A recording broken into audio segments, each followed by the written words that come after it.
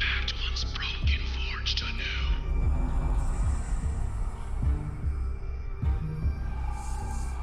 Warlocks forged anew.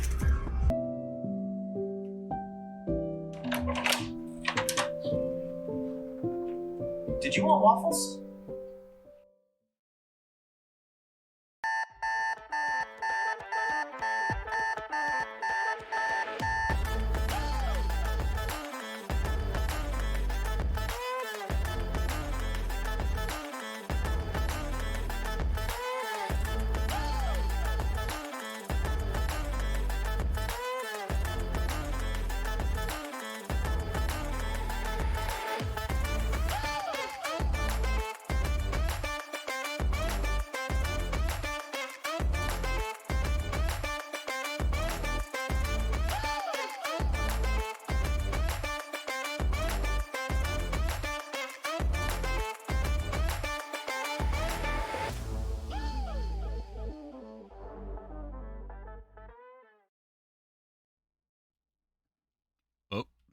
Oh, there we are.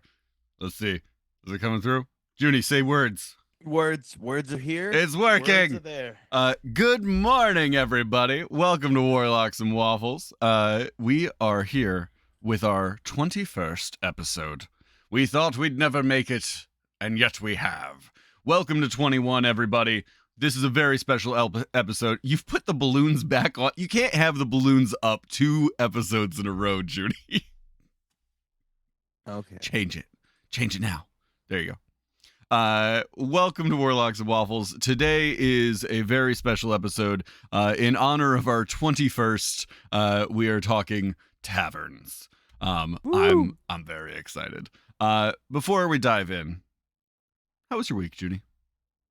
It was good. Yeah. I didn't sleep as much last night as I would have liked. So Same.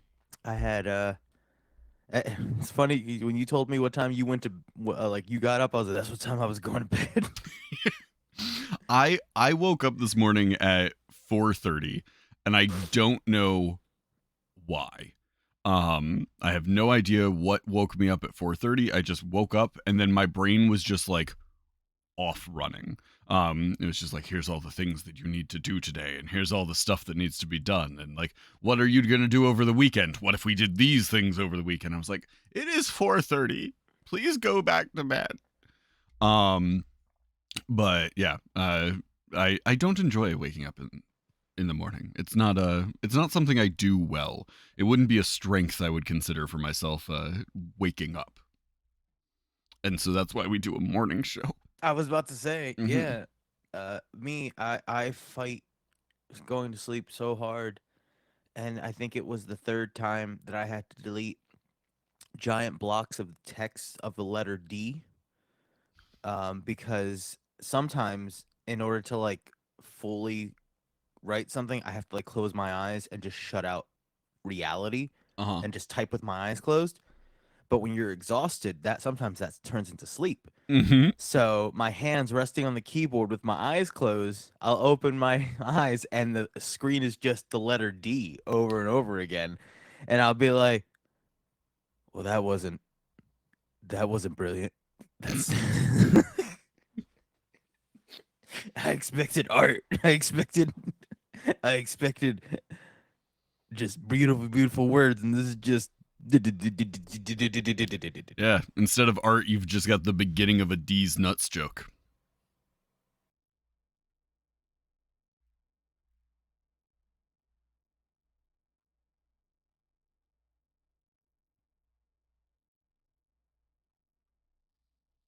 So Hunter, what are we talking about today again? What's happening? You What are lose.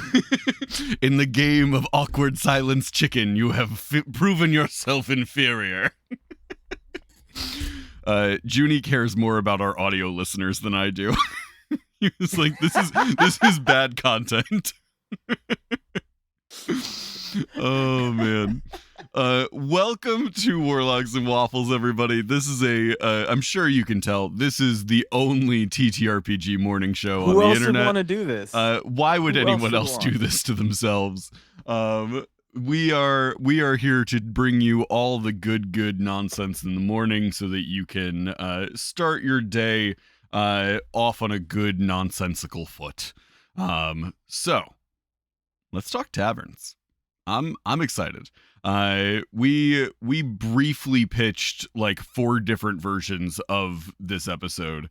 In one of them, it was just like us getting increasingly more drunk throughout the episode because it was our 21st, and we're like, that's a bad idea. No, no one said that was a bad idea. It's a No bad one- idea. At you one said point, that I said it was a with your bad job idea. and Yeah, because I have to medicine and work. life, family, responsibility. At one point, I will say at one point I did have a I was like tinkering with things that we could have like for this episode for like audience interaction. And one of the things that I had for just a hot second was that you could redeem channel points to make us take a shot. I was like, we'll die. That's how we'll die. Like, nobody has been using their channel points. They're all just saving them for when I give them an option that will literally put me in the hospital. So that was very quickly removed. 1 gallon of tequila. Yeah, it's just Chug it's it just all. the whatchamacallit, the hydrate redemption, Yeah, but it's yeah, just yeah. tequila shots. It would be bad. So instead, we're not doing that. Welcome I put that in a bottle. to I take a bottle and put it over here. It's just like, yeah, that'd be stupid. We canceled that. Oh, the rest of the episode is just Junie in his camera is just slowly dumping little shot glasses back into a bottle. I have a row set up of shot glasses, set up ready to knock back. Instead of refilling a cup over and over again, I put them all. I can't pour on stream. I have to have all the shots. Well, you lined gotta be aware of the audio quality of Yeah. pouring into a glass. Oh my goodness, it'd be horrible. up. That sounds great. You wanna do some content? Let's talk. Let's talk taverns. Let's do this thing. This is gonna be a weird episode for us because we're both tired. Usually one of us has the energy to like propel the other one forward. Yeah, we're this both is true. real tired today. Today's the day we're both like the morning after a crawl, and That's we're supposed like, to "All right." that's supposed to come after the 21st. I started at midnight. I've It been was drinking midnight, since and I was midnight. just like, "Let's do this. Let's get weird." And it was just lights. I got a and- text. It's actually why I woke up at 4:30 was that Junie called me to say, "You ready for our 21st? Let's go." I got Moose here, and he's shirtless already. So taverns. So taverns. now, Junie, do you have a like a tavern that is specific to your game or anything like that you are fond of?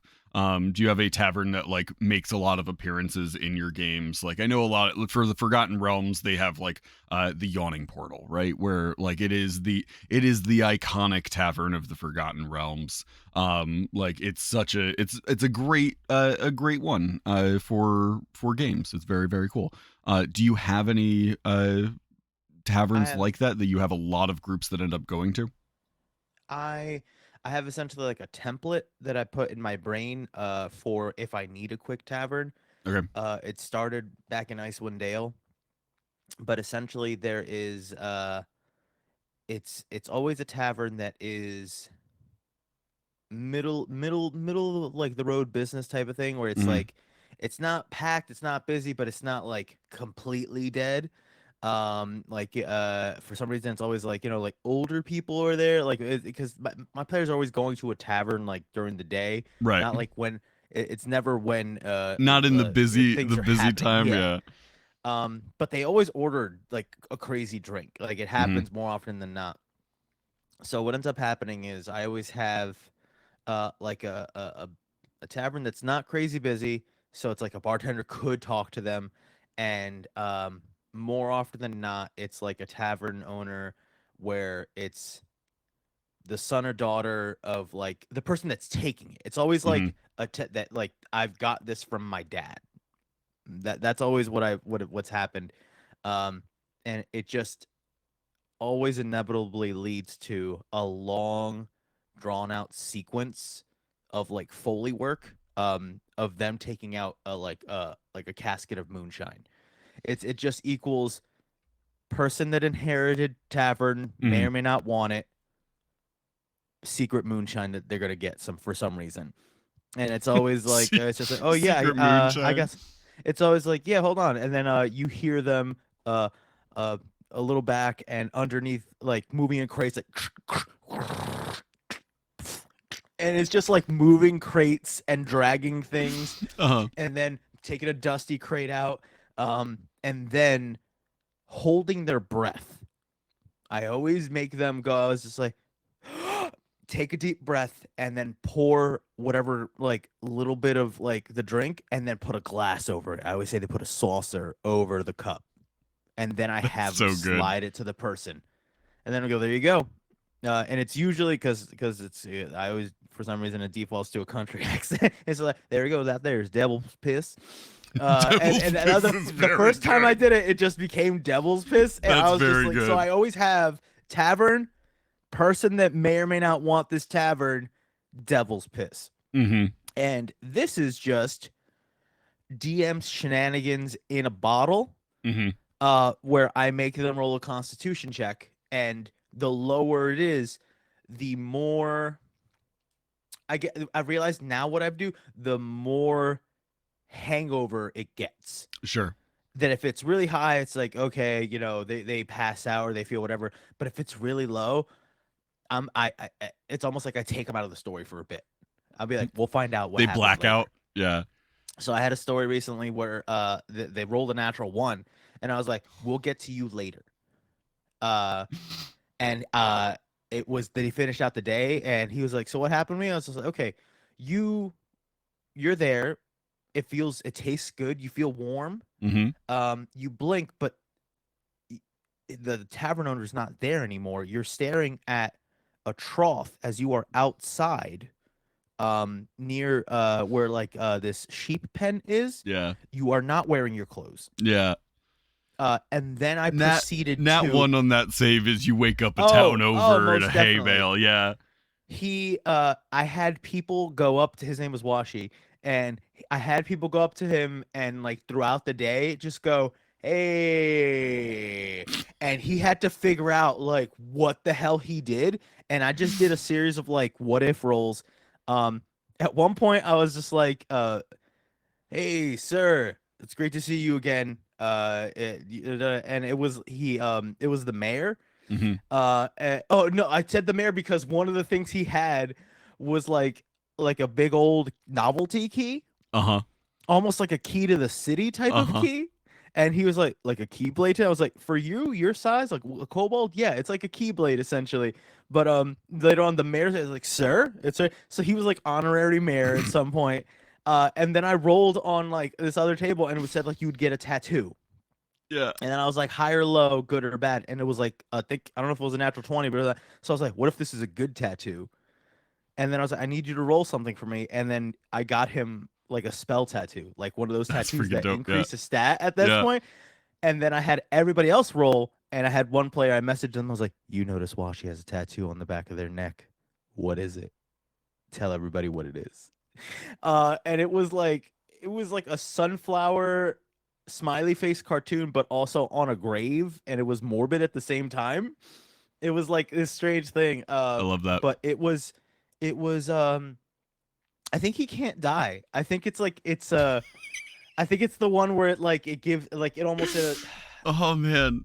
it does That's- something, I think, where that's it, like the best it'll blackout do ever. like the gentle repose or Yeah. something where it'll stabilize you. The one where Yeah. it's if you get knocked out, you do this. So it's something about like he has a benefit, and I think that it'll like trigger if he gets knocked to zero. Like he Mhm. might get bounced back to one. Oh man. But it was like that's so a good. natural one that led to like they were like, he's like, what did I do yesterday? And they're like, we don't know, you left for a while. And then just every once in a while I'd have somebody come up, and we owe you for our relationship being as successful as it is. You absolutely must months down the line, Oh yeah. months down the line, have his wife show up. Oh, that'd be really good. That like he got married that night, and she doesn't know where he went. She lives in the town over from the town that they were in, and like he went there, married this girl, came back to town, passed out. Like, have this person show up and be like, where have you been? Like, just have them go through some town near there and like see this person, and her be like, you disappeared? Like, why? What happened? I found your ring on the nightstand. Like, I don't know if I could wait months. man. I feel like I need to drop that as soon, like not like next the session. the but, like, longer really the longer soon. you I put it off, know. the funnier it becomes, though. Oh my god, you're Like, right. the Oh my longer God. you can wait to reveal that there was some other massive thing that happened, the funnier that becomes. That is good. I Where do have he one- essentially got like yeah. Vegas married. And you said he's a kobold. Yeah. Make yeah. it like a furball woman. That I was actually just like, it'd be one of those things where I put the mental processing on them. I'd go, it's just like, this is, a subject that is subjective, but what do you think your character would consider like a 10, like a total bombshell? if it's a kobold, my immediate instinct is, give them a Goliath muscle mommy wife that they don't know they have. If it was something like so a funny. kobold, I would give them like, because I always mix races. I mean, it would be a Goliath Dragonborn. It would be not just a Dragonborn. It would be like an extra beefy Amazon Dragonborn. It's a Goliath. It's a Goliath paladin of Bahamut. Yo, it is just tall, like multi-classed paladin barbarian, make them like 5 levels higher than the rest of the party. Treats him like a short king. He is fine. Oh god, I just thought about something. I feel bad. Yeah, he is currently. This is the last tangent on this one. He is currently in a bag of holding, holding his breath, and realizing. And I don't like punishing players like this, but I was like, "You brought your rat in there. That's not familiar. It's just a rat, and that rat doesn't have a high constitution. It also rolled like a natural 1, because they were sharing that. It's just the rules for bag of holding, like holding your breath is just like 10 minutes divided by number of people. Right. And I was like, you brought a rat. It's small, so it's not crazy, but still. Yeah. And then so he's like, oh, I don't want it to die. So he uses like healing word. Mm-hmm. And he's like, he's playing up that his character's kind of dumb. Right. So I was like, you're using your last bit of breath to heal this rat. That's so good. And he actually, I was in a touch base, and he messaged me. He's like, hey, look, I don't have any problem with, he's like, I know you're not trying to kill my pet. I know this is how my character put myself. So he's cool with what's happening. He's not like, oh, please don't kill my animal. But it's like, it's a serious moment where, oh no, something bad might happen. There's serious repercussions for it. But I'm just like, oh man, he deserves a win. I'm gonna give him the best queen on the planet. He's getting oh man, I always have the most noxious thing that will just be if it's not so much a save. The save isn't going to ever save you completely. You will have effects if you drink it this. will have effects. Yeah. If it wasn't the hangover moment, I think the only other crazy thing, I think it was a natural 20. The person passed out, but their secret in Icewind Dale was they had a slug thing. I think you've told me this. Yeah. I had it kill it. Yeah. And he didn't know. So this whole time he's like, I have a time limit. I'm going to die. And it was, no, man. You remember that time you drank that thing when the campaign was ending? You remember really feeling whatever, and maybe some sort of unholy alcohol destroyed whatever the hell was in you. Oh man, there's nothing could survive in you after that. On the topic of character inside of Bag of Holding, because I will absolutely forget to talk about this some other time. I have a group of players that consistently puts people into bags of holding. It's just something that they do. They had an item specifically made for them that like clips onto the side of the bag of holding and just sort of like goes Okay. into the bag of holding, but it like clips on it. It's just a snorkel. It's just like a snorkel that like clips onto the side of the bag of holding. It's just a little tube that comes out the side, like out the top, so that they can just like sit there and breathe while they're hiding inside the bag of holding. This is turning into what kind of conversation happens at a bar where it's just like everybody's diving into this one thing. People walk up and go, it's like, no, but seriously, what if you could breathe nachos? Right? Look, what is the inside of a bag of holding like? I think there's always two schools of thought, and I want to know Yeah. which one you're at. I am in the like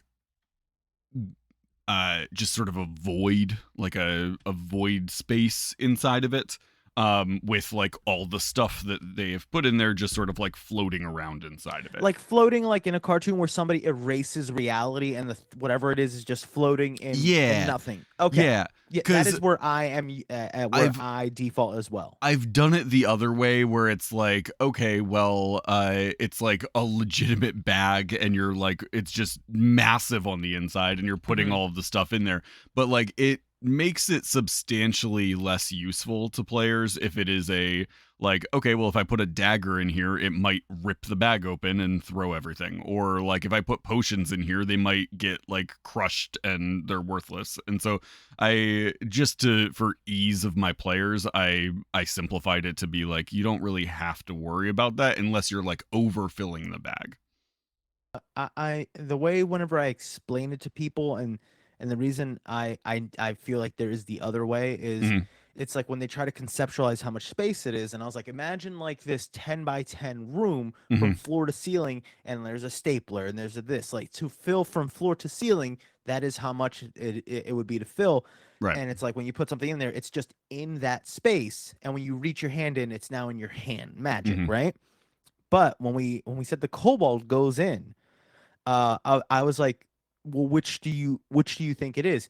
And he imagined it like a prison cell of like Hmm. him walking and sitting against the floor and wall, waiting to be, because he knew he couldn't get out, Mhm. so waiting for somebody to reach in and pull him out. And then Oh, he that's was like, well, interesting. I'm gonna play a harmonica, and it was like essentially him in a prison cell. I was like, you can't breathe. There's no air. He's like, no, he's dumb.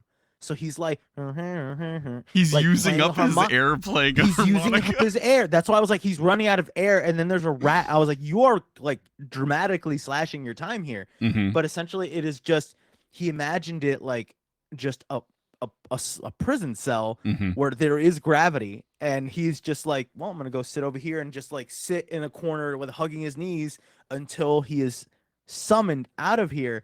And the harmonica added another bit to it, but I was just like, he imagined it like just like a void room, because I imagined the floating, just, no air, no nothing. But he was just like, it's like a purgatory, and he just Mhm. made it that space. And it was like, what if inside the bag of holding is whatever you conceptualize is the space? Because it's Yeah. always stuff. It Yeah. can't be a thing.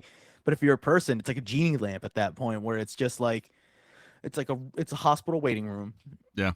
It's a hospital waiting room until I get pulled out of here. Just like, That's funny. yeah, it I was like that a lot. it was wild. Yeah.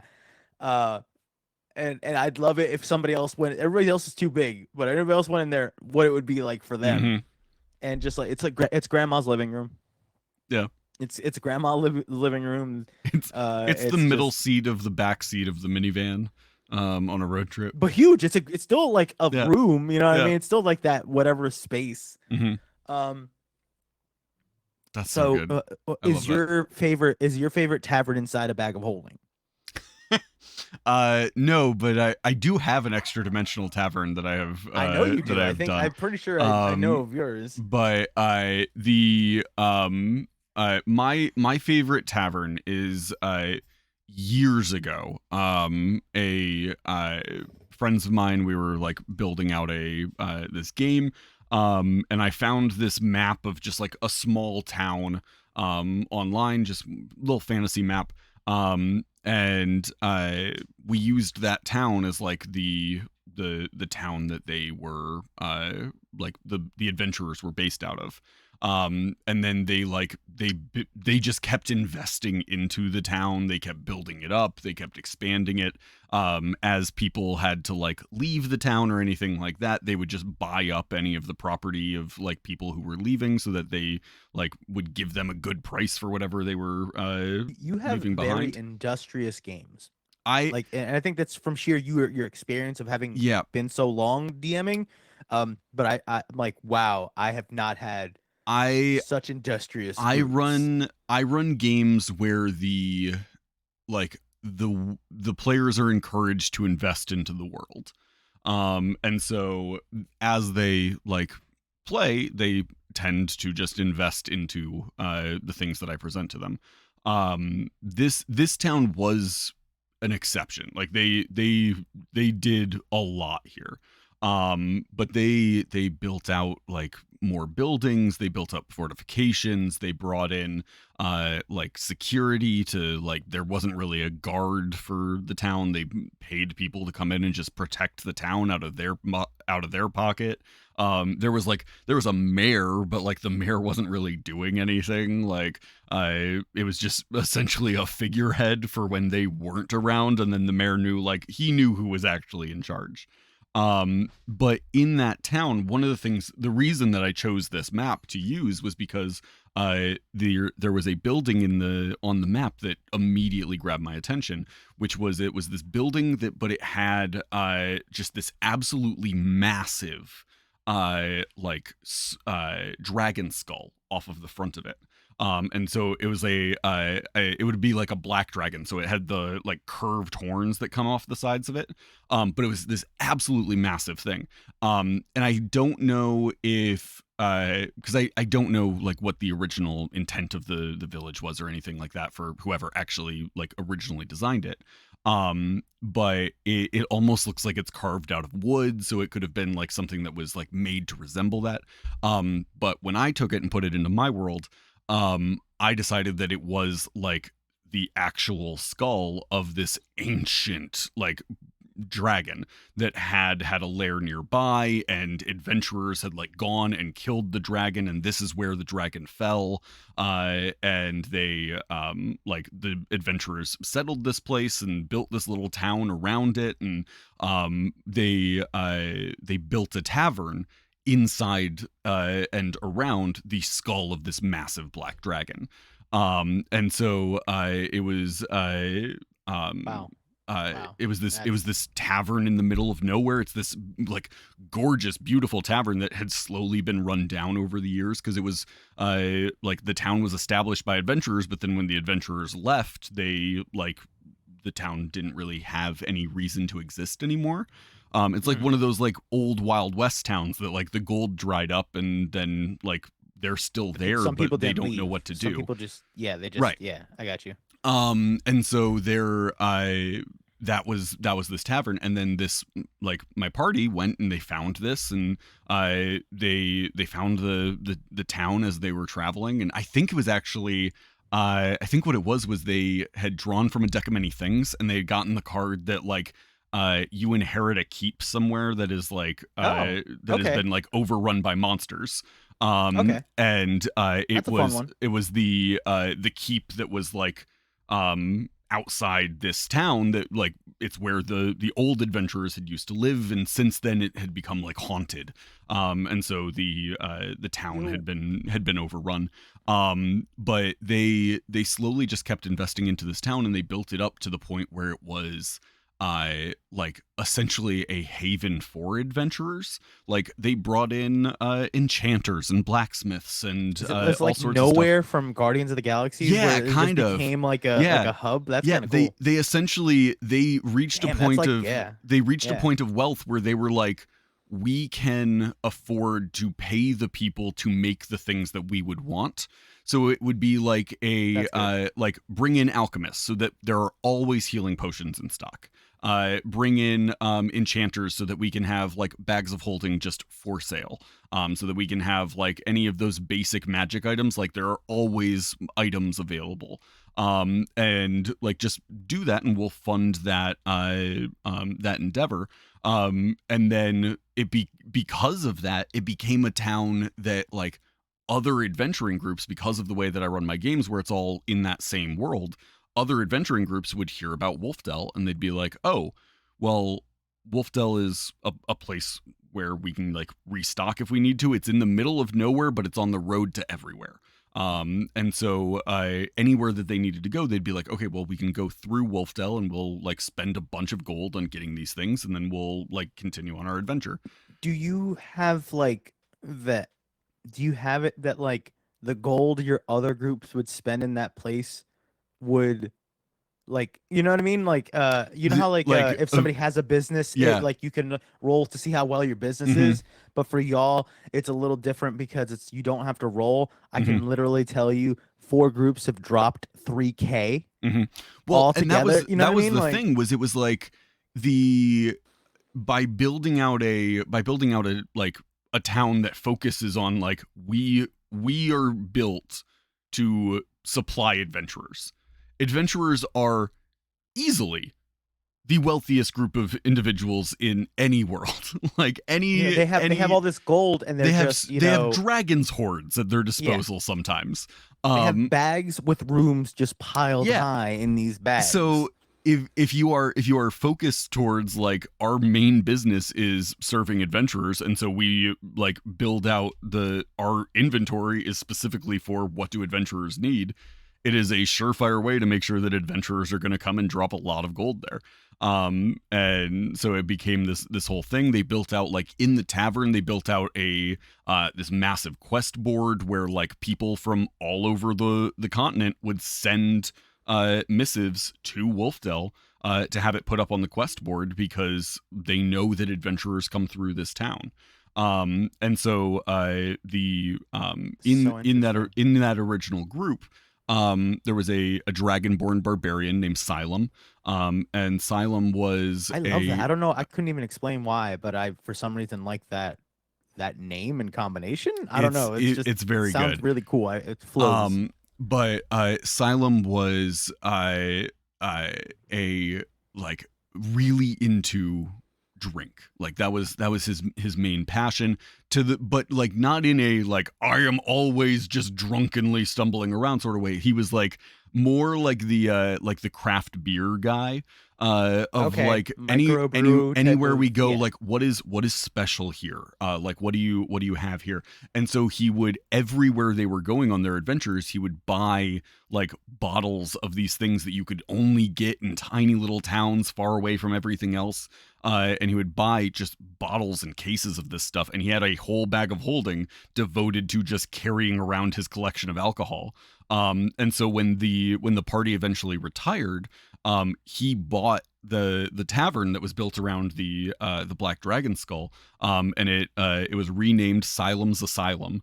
And he like he took his collection and put it in the basement, and like if people come through and they're looking for that specific thing, he has this whole collection of things that he can offer to them.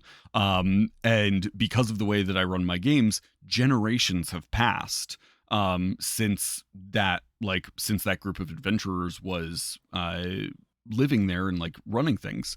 And so the tavern has been handed down through his line of like every descendant of his runs this tavern. They all run Xylem's Asylum. So anytime you go to Wolfdell, there is a dragonborn wearing a massive like tattered leather apron that's just covered in battle scars, and like has a giant weapon hanging on the wall behind him, because all of them are also trained in combat, and like they are just this battle worn like clan of dragonborn.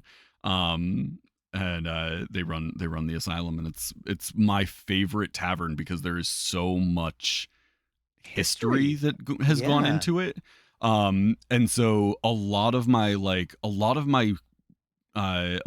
campaigns begin in Xylem's Asylum, because it's very easy to be like, you're like, are you a group of adventurers that already knows each other and you're looking for work? Awesome. There is a town that has a massive quest board with quests all over the continent. That's where you would want to go to like find work. Are you are you like a lone adventurer looking to like meet up with people? On that quest board, there's also a like ranger looking for healer sort of vibe. Like the That's real. to That's like my genre connect of you. anime, like isekai, that like they have a traditional guild, and Hmm. there's all like that. I never get to use. It just so happens I never get to use a tavern in that sense of adventurers, job board, Hmm. uh, um, because I'm always trying to jump in, uh, and because like it just it's one of those. It just so happens the way I started out is like you all know each other. Hmm. Is it convenient you all know each other? And even if we start in a tavern, it's not you meet in a tavern type Hmm. of thing. But continue because I wanted to do a you meet in Oh, the tavern type of situation. yeah, no, the other thing that I do a lot with this one is I do like I have the same sort of grouping of NPCs that are always there. Mhm. Like have you in Waterdeep there's the Yawning Portal, and the Yawning Portal Yes. has like Mhm. here are a list of like characters that are usually able to be found in the portal. Um the characters in the asylum are one of Asylum's descendants is at the bartender position. He runs all of that. There's a gnome who works in the kitchen who is always just this delightful, cheery little old woman, like Mrs. Doubtfire type energy, who works in the kitchen and is just like constantly like cooking. And her whole thing is like, if you say that you want food, and you tell her what you want, you don't get to tell her what you want to order. She knows what you need. And so she Ooh, will make you the food that she thinks you need. And so there was like there's been that's characters interesting. that have come through that are like an elf. They're described as like being really like tall and thin and gaunt, and they're just all lithe and stuff. And she brought them just like a giant plate of like bread and meat, and she's like, "Oh, you're so thin, dear. You need to put some meat on your bones. Get those carbs in you. You look so weary." And So do just you like do it as like that she always knows? Like it's just uh it's one of those intrinsic like it's on not a your end. magic ability. It's nothing. It's just she thinks she knows Yeah, what you need. She's just I, got I would. that like mom vibe of like, "Oh, you're like, oh, you haven't been eating. Like, let me get some food in you. Like, oh, you look like you want a sweet. Let me get you a plate Do of you bear use claws." instinct? Do you use instinct, or are you one of the, or do you like do a lot of? I do a lot of let the dice tell the story behind the scenes Hmm. things on my end to just go like I I wonder where things will go, I and I use just a let that do it. combination. Yeah, sometimes I'm rolling to see like what her first impressions of different people are. Okay, because for Other me it would always be insight checks, and if yeah, she does real bad, she's like having an off day. yeah, just like bringing the vegetarian druid just like a plate of ribs. Yeah, the she's very intent on like she knows what you need to eat, so she'll bring it to you.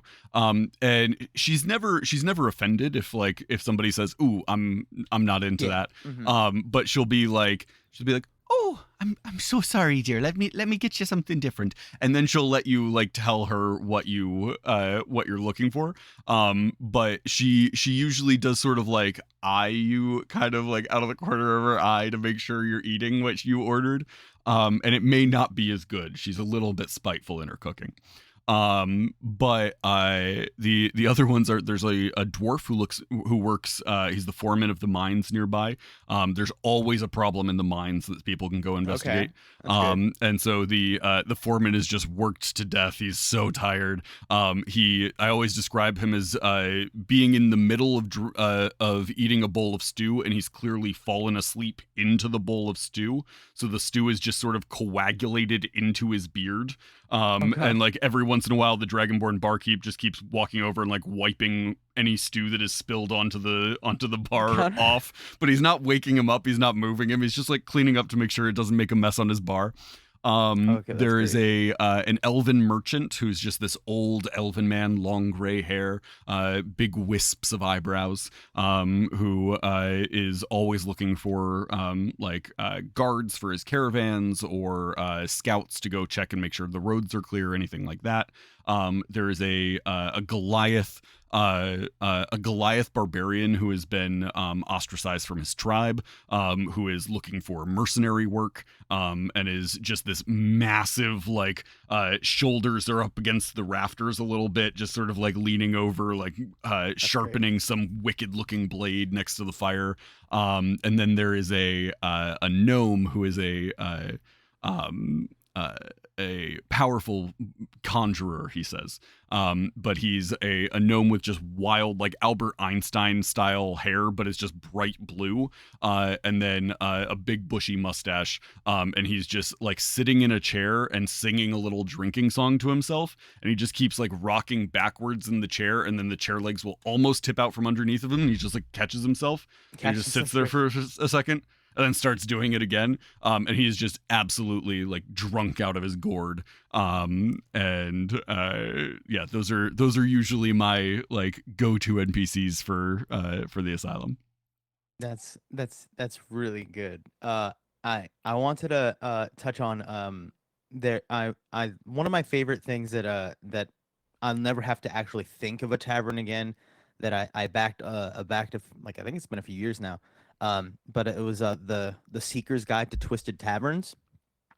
That's nice. You got the physical one? Yep. Yeah. And one thing that I was talking about, like tropes, like what's in every tavern, and I like that because it tells you there's always like a board. There's always like it gives you NPCs, like there's some very and very things cool like stuff that. in there. Yeah. And there's and it gives you varied taverns, so like that's always one where I can like just drop that wherever. I think the one I've found is I have a favorite, which is the Railway, and I never get to use it, but essentially it's a train that will go between worlds, and it's like each car is its own little thingy. I never get to use it, but the dancing horse is a sweet, you could drop into any setting. It's like an evergreen type of Nice. like tavern. But I'm thinking of like tropes, like you need a like a quest board and all that stuff. And then there's the whole you meet in a tavern. You're strangers that meet in a tavern. And my first, I guess, me DMing for my friend's home game was the one and only time I guess I've ever done a you meet in a tavern situation. I know it's like a long drawn out trope. It is one of my favorite ways to start a game. It is very good, especially if you can. It definitely helps when you have it like everybody has the buy-in of like a personal motivation, and then like the goal where you have everybody is motivated towards something else. Because otherwise, you're gonna get that situation where it's like, do I trust you? All this, that, and the third. This is like I haven't gotten to finish it, but my first home game, they had all never really played, and I wanted to give them the like a crash course in a lot of like little tropes, but also I want them to not like think like this is just what it is. So I had them a fun backstory. I had them all just tell me what their relationship is like with their father, and then they get a letter telling them starting the drama early. tavern. I see. Yes, right. And I was like, you tell me what it is. And if they didn't have a relationship with their father, or they did, for the ones that didn't, it was like you randomly get a letter, and it's like your father, and you're like, what, why? But you, whatever it is, you want to go. The one that did have a relationship, you haven't seen him for a few days, but so you go because he's missing. And then I had one of every race. Everybody in my three friends were different races. It was a dragonborn, an Aasimar, so like a human, and then a gnome, right? And then I have like a goblin, a bugbear, a Goliath, an orc, like a kobold. Like I had everybody there, right? And a good perception check realized that a lot of them also had these letters. They're all just sitting in the same tavern. Yeah. This tavern's like packed with a bunch of people. It's like pretty lively in here. And only one person noticed that like they all have these letters. And then I was like, okay, I want them to unite through something. And then I had not Monty Python. I don't know what it was, like a 80s movie barroom brawl, right? Okay. Where it was somebody knocked into somebody else, and then it was like, hey, and then it's like, hey, tensions and then are push high. him, and it went, and it was initiative with everybody in the room. and this is where it was a little bit DM shenanigans. I want them all to fight, like, or at least have a few hits or whatever. And if they almost died, they almost died. But I knew that whenever it was not my friend's turn, it was going to be slapstick like violence. Mm-hmm. So they were violently taking each other out, the people, like, and it was like people falling on top of swords. Uh-huh. So at one point, like, it was this big warlord, what do you call it?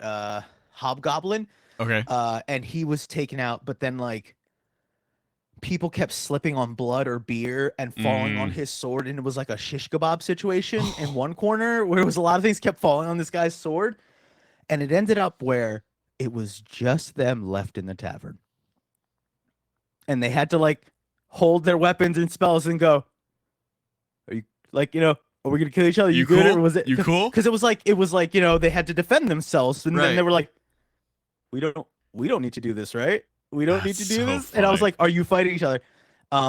Long story short, it was kind of a Zeus situation.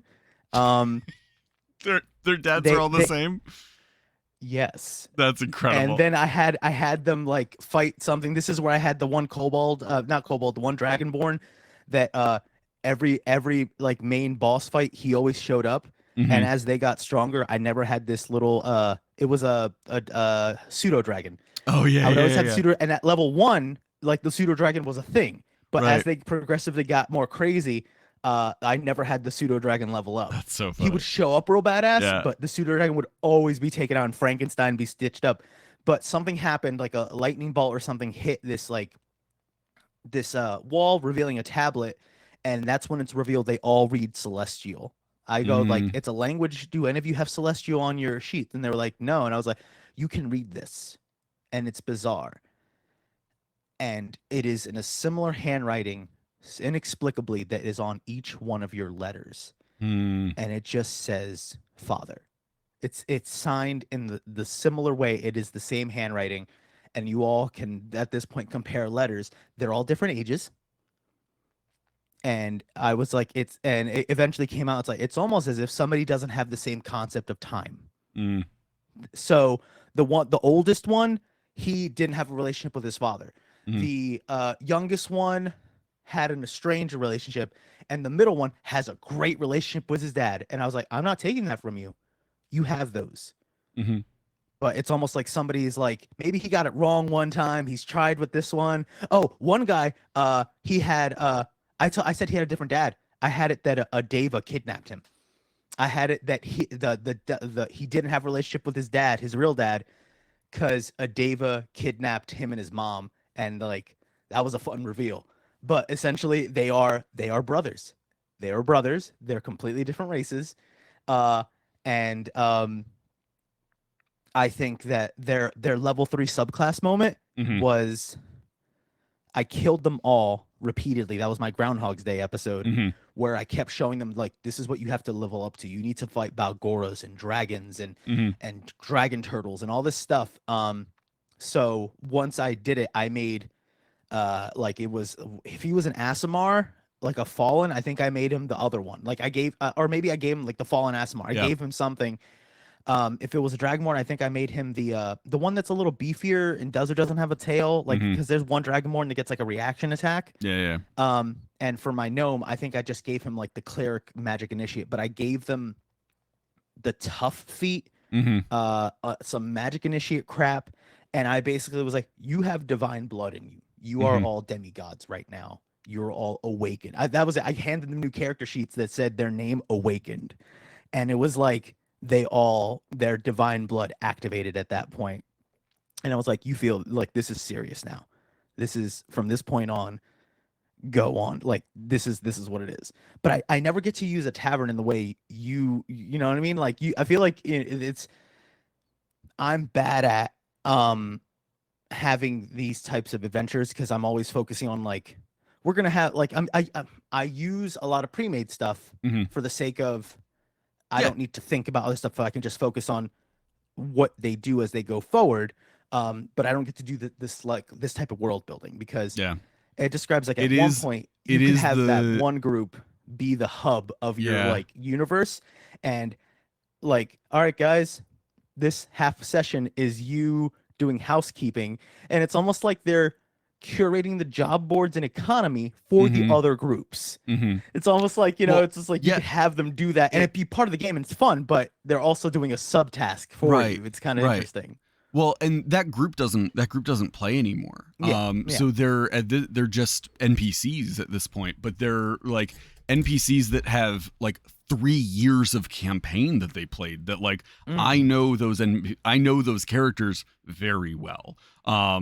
And so I can play them. But one of the people from that group was a halfling. He's a druid. He was just a very normal druid for the majority of the game, but then we were playing for like 3 years. And so towards the end of the campaign, as we're playing, he was like making like contact with like the god of like nature and the like protector of the Feywild and stuff, and he's like becoming a champion of the divine and like doing all of these things. And so when they like retired, he retired from the prime material. He was like, I'm going to the Feywild to like serve my god, and he is the protector of the Feywild now. Like anyone who goes through the Feywild in my world will probably come into contact with him at some point if they stay there long enough. But one of my games on Wednesday, one of the characters got plane shifted to the Feywild, and so they're like lost in the Feywild. They're not high enough level to actually do a plane shift to get back. Like it's just them and one other character God, that have yeah. been sent there. Like they are stuck. And so I had this character show up, but I messaged the player who played him, and I was like, "Hey, are you free tonight?" And I just had him Oh, come wow. in and play his character to get them back to the prime material and like help fight off the invasion that was like coming into the town. And like he's beyond a level 20 at this point. Like he is taken divine blood. He is an archfey. He is a powerful entity. So he like plane shifts them back, turns into this like massive plant dragon thing, and is just like Man. laying waste to the people that are attacking the town. And then like his connection starts waning. He's used up his energy, and so he like leaves them there on the prime material, like returns to where they needed to go, and he goes back to the Feywild. And I've brought him in a few times as like if I have characters that are like in a problem area, or they're going into the Feywild or something like that, I might call him up to be like, hey, can you just jump in for like hour and a half? Like if you want to sit in for a whole season, a whole session, you absolutely can. But like, can you be there for an hour and like help them return to the prime material and just be like, it's one thing for me to have an NPC that does something with them. It's something different to be like, this is an established Yeah, you long run have a character. canon, There's and yeah. like this is not just an NPC. This is a established casted character. Like this is the person who plays them. There's an official voice actor for this. Yeah, there's an official an official voice actor for this character. And like I've done that with Daniel as well. You've met Daniel. Yeah. I've brought Daniel in a couple of times to play his old character, because his character was a cleric who like a lot of the there's a couple of like really bad things that were like set into motion in my world of like potential world ending things that were put into place, and his character has like direct contact with like starting those things, and so he feels guilty for it. And so a few times when players have like gone after to like try and stop one of these things or go into something like that, I've brought Daniel in to like play as his character to be like, if they're going after this thing, I'm there to help. Like I started this, let me help clean this mess up. And I wrote just this in bring him the to in do our it. doc. I wrote this in our doc because I've been going to a tangent on something Feywild related because Mhm. once again it's another area I haven't gotten to really dive into and But chew on you've the played in a the fun. Feywild game too, though. Yeah, Yeah. but there's still a trope that I it's like I knew it was a thing, but I never got to use. But like the whole aspect of like giving somebody your name type of Mm-hmm. situation.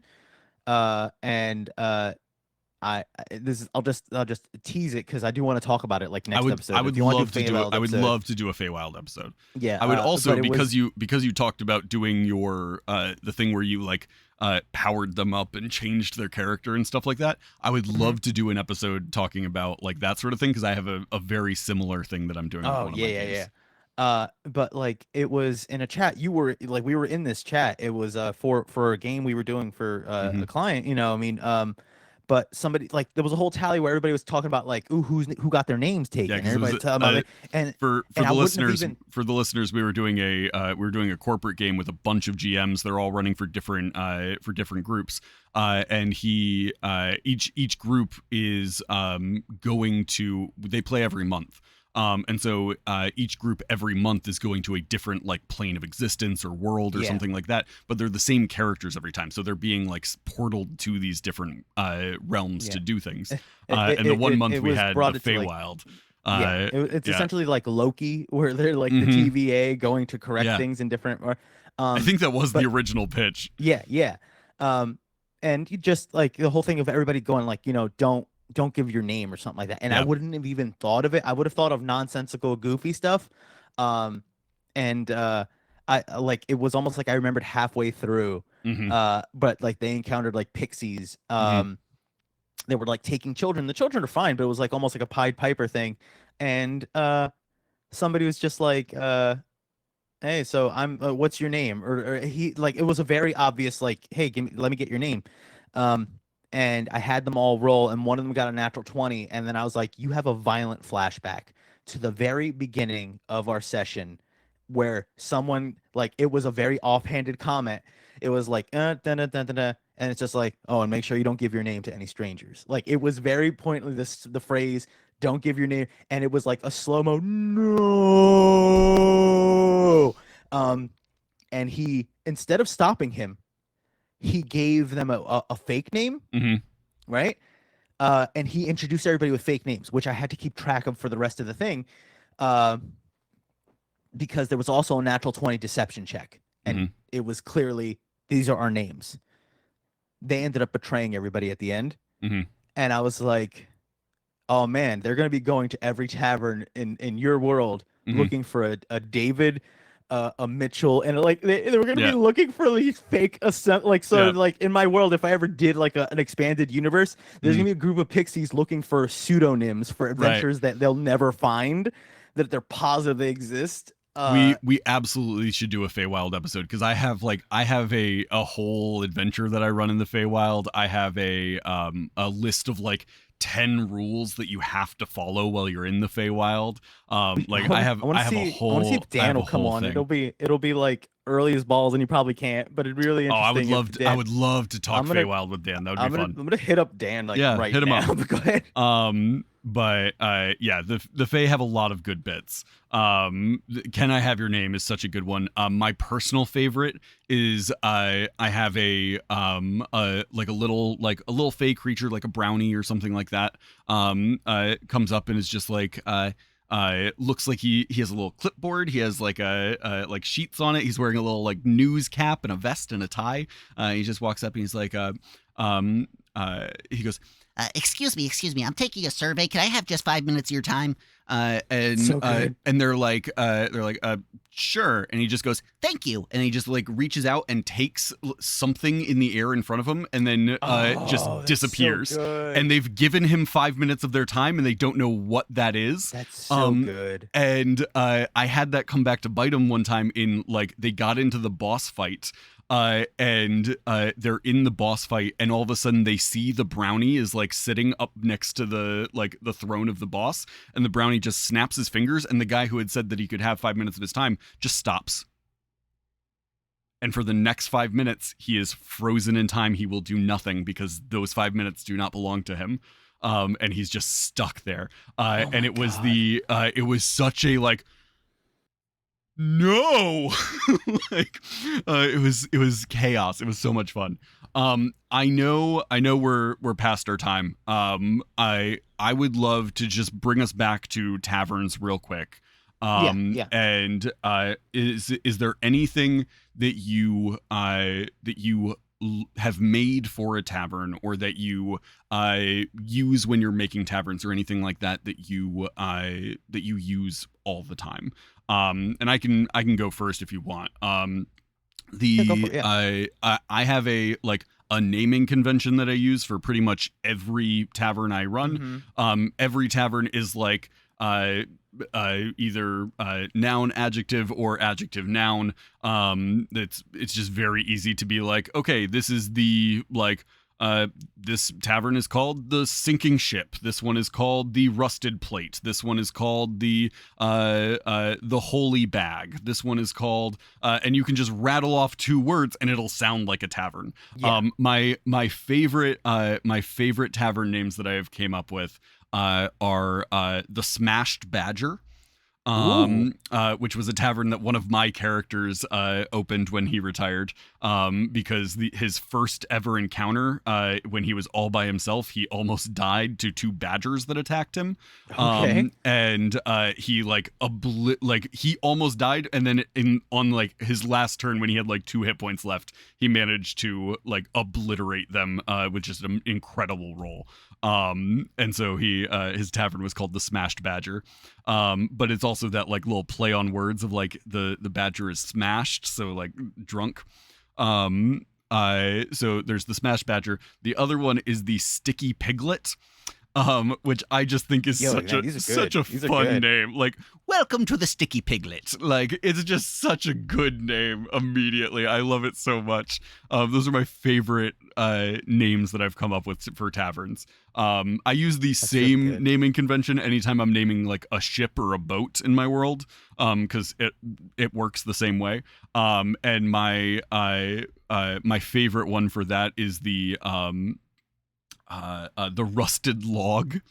Is the name of the boat, and it's just this little ferry boat. It's clearly falling apart. It's that's the Rusted Log.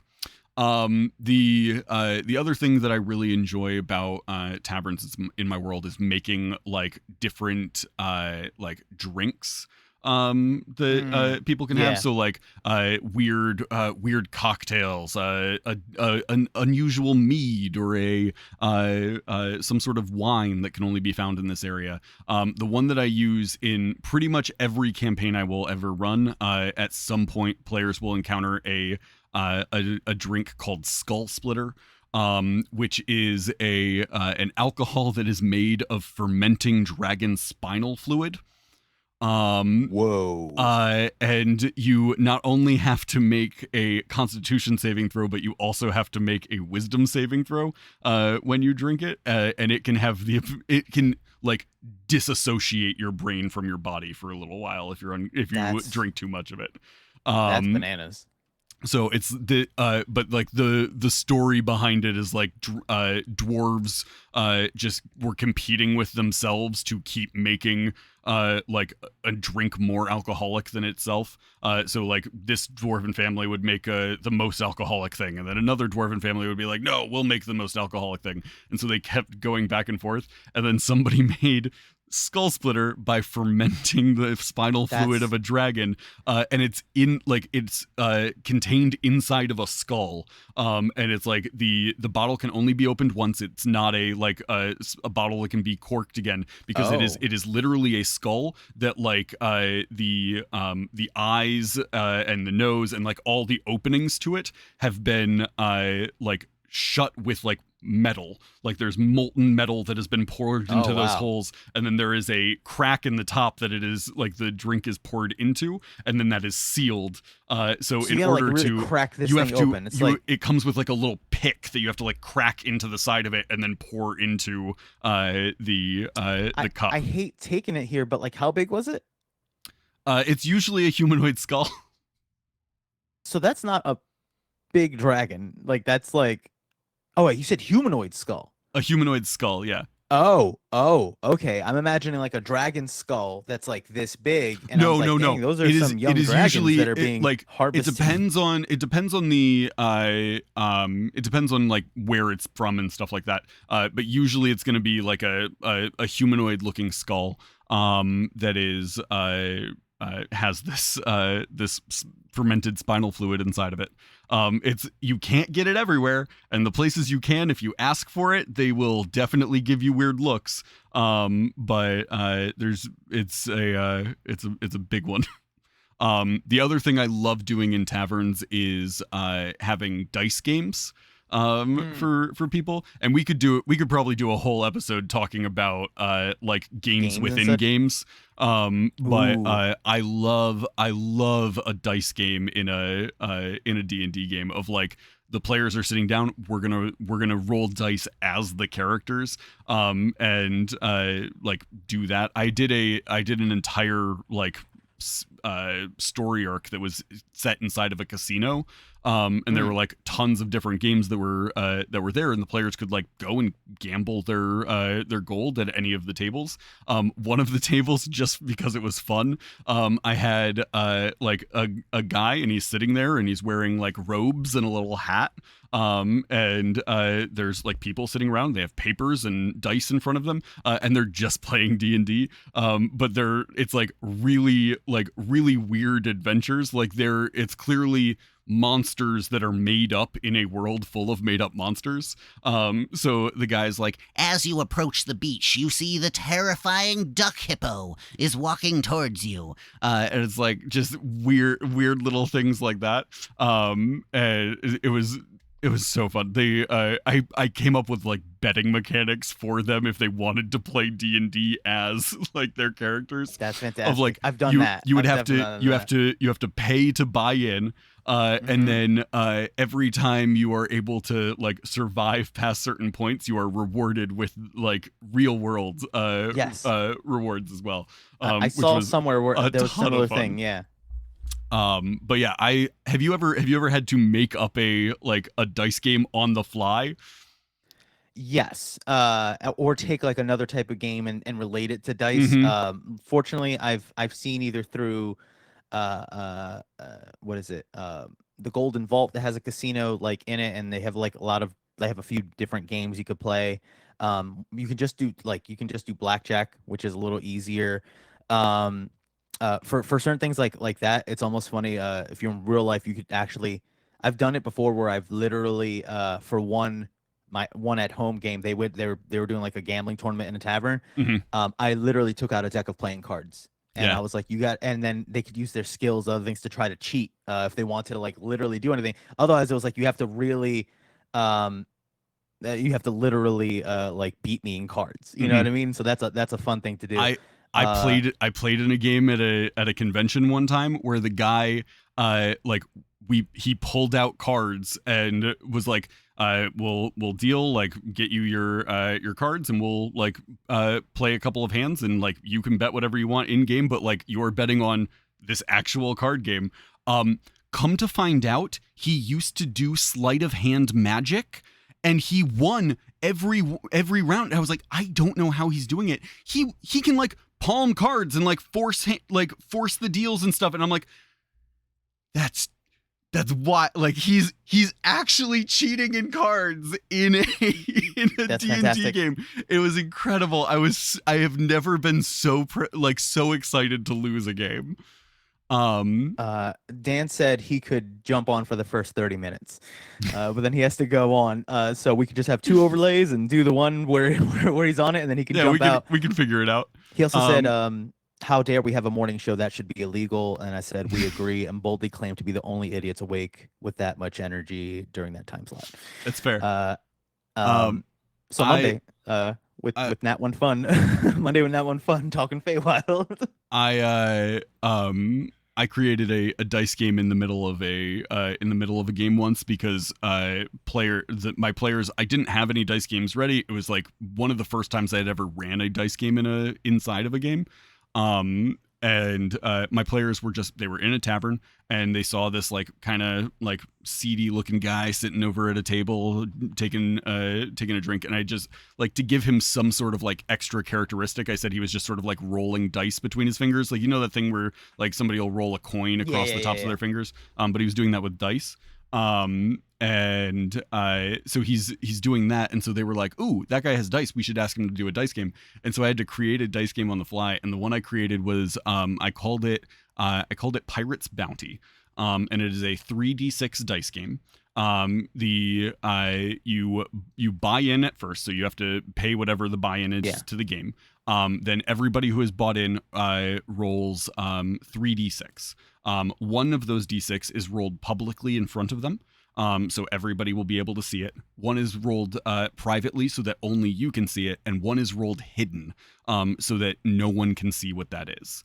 And so the first round of betting goes around. You bet on like what your one private one is, what you've rolled out front, and then what everybody else has rolled out front. And so you are betting based on that. And then once that round of betting has concluded, everybody reveals their one that they have hidden. And so now there's a second round of betting now that like, okay, what do I have? Okay. But there's still that one that is hidden from everybody. And so all of those dice that are hidden from everybody are in a dice cup in the middle and sealed so that nobody can see it. And then once that round of betting is over, you take that dice cup and you shake it up, and then you roll all of them into the middle, so that everybody can see what their new roll is for that one, and then whoever has the highest one takes the pot. But I even did like a how like in like Texas Hold'em, there's your hand, there's the river, there's the turn, the flop. So I called them it's the Pirate's Bounty. So the public roll is called your ship. The one that you have hidden is called your map. And the ones that are in the center is called the chest. And so really like you can see everybody else's ships, but you can't see their maps. And then once you've bet, everybody has to show their maps so that you can find the chest. And then the chest gets revealed at the end once you've found it. That's really good. That's really, really good. I also wrote down on the doc, I have our next 3 episodes planned, as we have our Feywild for next episode. We got games in games, and then I wrote gambling and ruining your economy, because that can go into games in games. Because I definitely that first home game was a learning experience, because I used a game that I found in an anime because I thought it was great. And it involved, this involves like bluffing, and they can do like deception checks, and they can do other, like, it'd be like, it's a very skill heavy type of idea. But I think it was like I forgot if it was like called King's Choice. I called it King's Choice. I forgot what it was really called. But imagine Texas Hold'em, right? But you whoever has the highest bet currently at the table, they declare high or low. Ooh. And whoever says high or low, if they say high, whoever has the best hand at the table wins the pot. Okay. If they say low, the lowest hand, the worst hand. So if they bet the highest amount and they say high, and they have the highest thing, they'll win. If they say low, so it becomes a thing of not just betting a lot, like, and trying to get in, it's bluffing the other guy to get out before they fall into your trap. Right. There's also like a psychological element of like you could be betting a lot, but like making them think that you have a bad hand, and you're going to try and bet the highest to roll low, and then they choose high, but then you actually had a really good hand. Like there's some elements there. The anime rule, the anime part of this that is the extra part, there's no limit to the betting. The reason the anime was so like over the top and extra, it was billionaires, like the wealthiest people on the planet. It was a high school for gambling, y'all, and everybody was obscenely wealthy. So it was people gambling with absurd amounts of money. So it was unfortunately stacked towards the rich. Right. So people were like that, were the sons of politicians, could bet so much more and control the game essentially. Mhm. One person had to bet their life, and then it was, well, what does that equal? And they had to pause the game, like Mhm. they had to like go for one of their rich assistants to go, you're the daughter of this, so that means you could marry this person for the and they had to find the mathematical cost of her life as far as the connection she Wow. has, how old she is, or like where you could potentially have these kind of kids and that would be favorable in earning this Oh much. man. Like they had to come up with her cost. I really and want to run to call the a bet, yeah. because she had to call the bet, and it was like, yep, that'll cover the bet. I really want to run now. Like that immediately makes me think I want to run a one shot where it takes place in a casino in hell, where it's just devils and they're like gambling with like contracts and souls that they have and stuff like that, and then like mortals who are trying to like, oh, it's a one of those things where the like deck of many things takes the soul of somebody and puts it into a thing, and it goes to a devil, and you are the rest of the adventuring party going to hell to like gamble for that to try and win back the soul of your friend. Oh, that'd be so much fun. There's sub bullets now, and one of them is just casino in hell. But yeah, last thing on taverns, because this all started with taverns. You were talking about like what we like to have in them and stuff, and I've already gone over like Devil's Piss or something like that. Something happened in one of my last games that I will forever do from now on. There's always like, we'll put like, and maybe this NPC will have a side quest or something, right? Right. So there was an NPC, a friendly wizard woman, and she had it was clear she had something, but they weren't about that life because they knew it would really take them off track, so they kind of ignored it. But it got to the point where it was the whole thing was she was very forgetful, so she was trying to remember what she was there for, and she would always kind of remember, and if they helped her, they would help her remember, but they didn't do it right.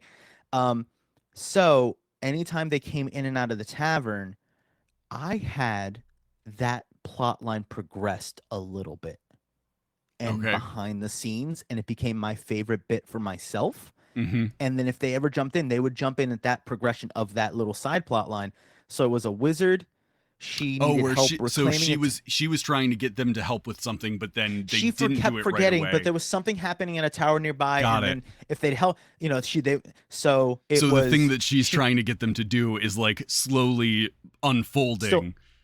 Well, no, progressing to the natural conclusion as if they had done it, but with another party. So it was like, she was trying to, and they were friendly, so they weren't like me. I love a party being like, we'll come back and do this quest later, and then another group just doing the quest. That's so much fun. And it was like, she was very friendly, and every time them or somebody else, they roped like NPCs, just like, hi, how's it going, dear? My name's, and she would introduce herself to anybody. And because she was old, I found something that I'm really good at is butchering names I've just heard apparently. And it was like, one of them was Kem is their name. It's just like, hi, I'm Vandif. This is Coco, and this is hold on, don't tell me. Whimsy. Right? No, I'm not. They said something about like a bard named Whimsy. Like, but like I would get the players' names wrong, like as she introduced them to other people, and it was really funny. But then they went and did something else, and then when they came back out of the behind the thing, there was like a whole bunch of people surrounding this person. There was drinks, and she was like the life of the party. They went and come back. And it's now going to be a battered group of adventurers, and she found the amulet she's looking for, and she's rewarding them or something like that. But it's going to be the adventure has been run. Right. And if they come back to her, it's just like, I need help find this at this tower that was surrounded by wraiths, and blah, blah, blah. I also almost ruined things with I improv'd a spell where she loved introducing herself to everybody. So one of their dogs came to like go fetch the group, and she was like, "Oh, hello, dear. Hold on." And then once again, Mind Palace just took over, and she's like, she takes out a spell book and a pen that has the tail feathers of a lot of different birds. And I was already lost. I was like, "What am I describing right now?" Because I didn't know what was happening either. And I was like, if if any of you ever have the opportunity to play in a game with Junie, the funniest part about it will be when you can tell that Junie is lost in the sauce. Where Junie has just disappeared into his own creative flow, and he doesn't know how to pull himself out. It is the funniest thing in the world to watch. But it was she starts writing in the spell book and starts writing up, and the words are kind of going off the page, and she's writing in there, and she flings this string of words that goes around the dog's neck and forms a bit of collar of words and tightens enough to form a chain. And then she says, "Oh, my name's Vanilith. What's your name?" And he's like, "Scout."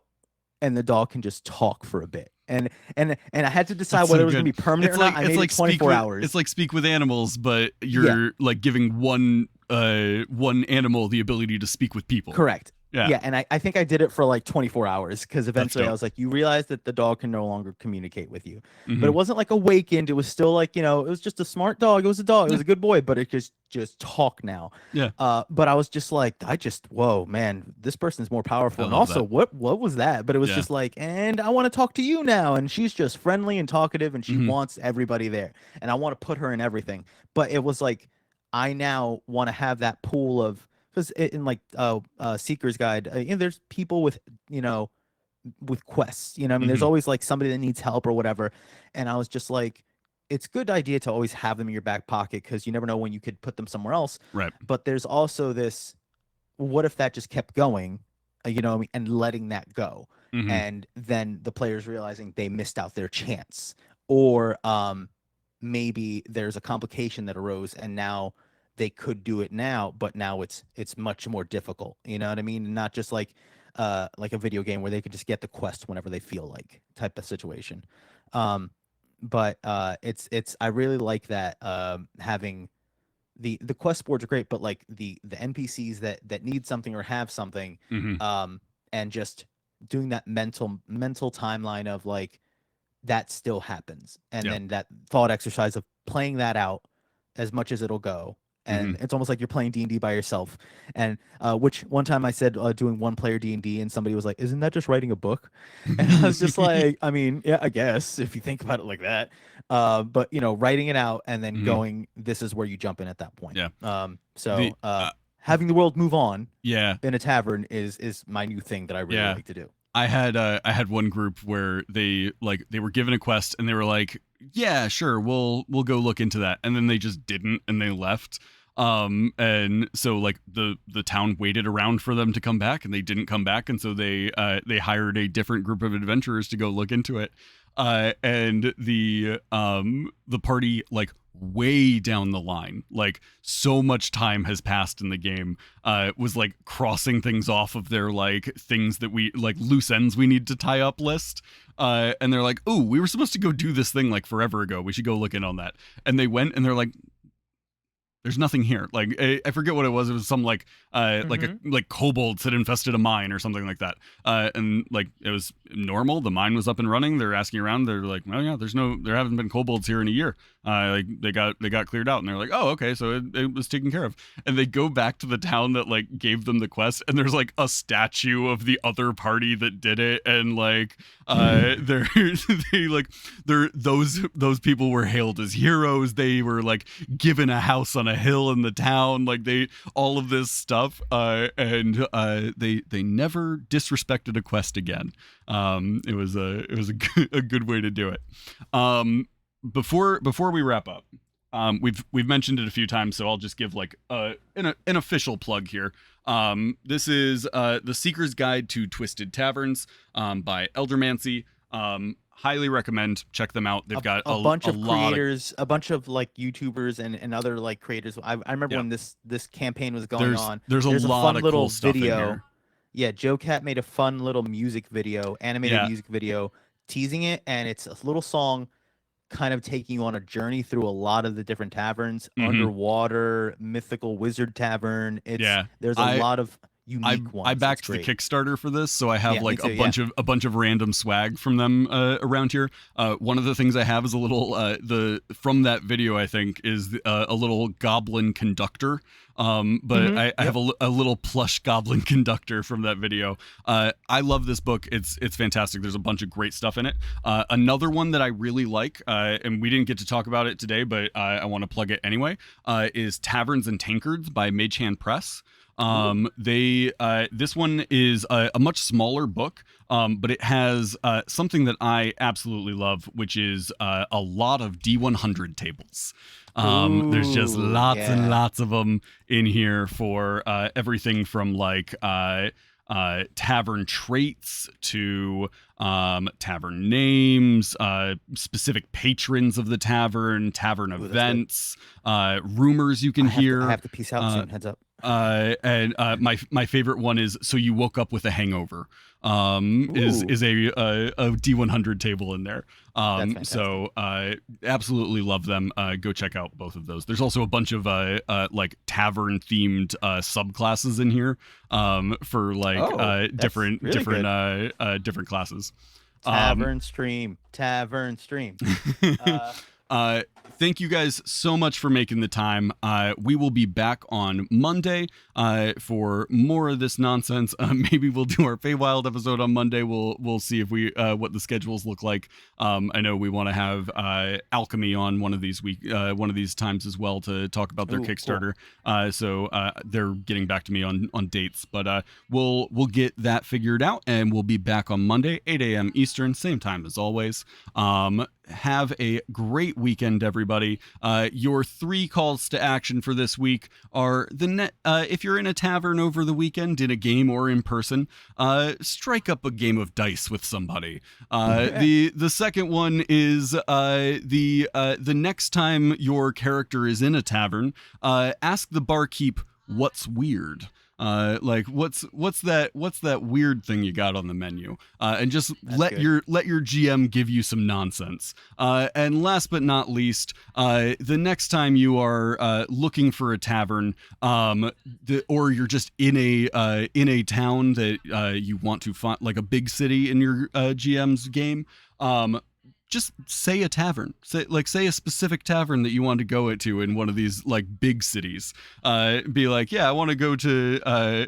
I've heard good things about the bloated bullfrog. I hear that they have incredible like dollar taco nights. Like we should go check that out. Like an Applebee's, I'll be honest with you. A lot more of my taverns end up like an Applebee's. But I have to go. Yeah, have a great weekend, everybody. We'll see you next time. Bye, everybody. Bye.